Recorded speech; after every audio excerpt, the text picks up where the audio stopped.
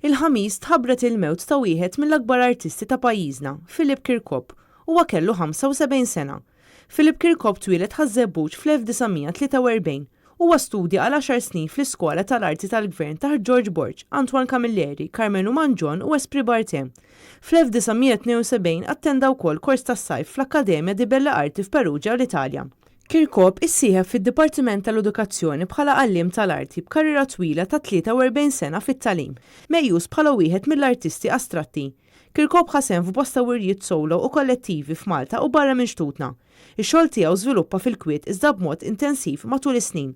Ftit wara li lesta l-istudji artistiċi tiegħu fl-Iskola tal-Arti tal-Gvern, fl-1969 huwa sab ħeġġa naturali li jimbarka fuq vjaġġ personali ta' awtoskoperta ħilsa mir-rabtiet. Huwa esplora dinja ta' kulur u l-forma permezz ta' proċess ta' għażla biex ikun jista' jiżvela r-relazzjoni moħbija bejn l-affarijiet. Mill-bidu Philip ħaddan il-bżonn ta' riċerka intuwittiva li kien jeħtieġ li jaħdem ma' lingwa viżwali astratta, għal kuntrarju li jfittex il-limitazzjonijiet tad-dera tal-affarijiet. Minn barra l-arti huwa kien intis ħafna wkoll fil-mużika.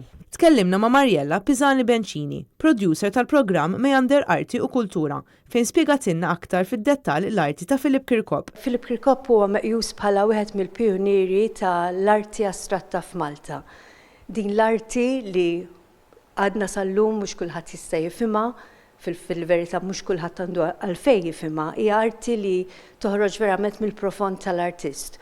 U Philip Chircop iddedika ħajtu kollha għall-arti. Saħqet li Philip jibqa' mfakkar bħala raġel ta' qalb kbira u li ta' kontribut kbir għall-arti f'pajjiżna. Verament Philip Chircop tlifna wieħed mill-kolonni tal-arti lokali u Philip Chircop se jibqa' mfakkar mhux biss fil-kodba tal-istorja tal-arti f'pajjiżna, iżda wkoll fil-qalb ta' kull min kien jaf li l-bniedem dan il-bniedem ġentili immens. Bosta kienu dawk li esprimew is-soba tagħhom għal din it-telfa fid-dinja tal-arti, fosthom id-Dipartiment tal-Arti fl-Università ta' Malta, fejn f'post fuq Facebook fakret il-memorja ta' Philip Chircop.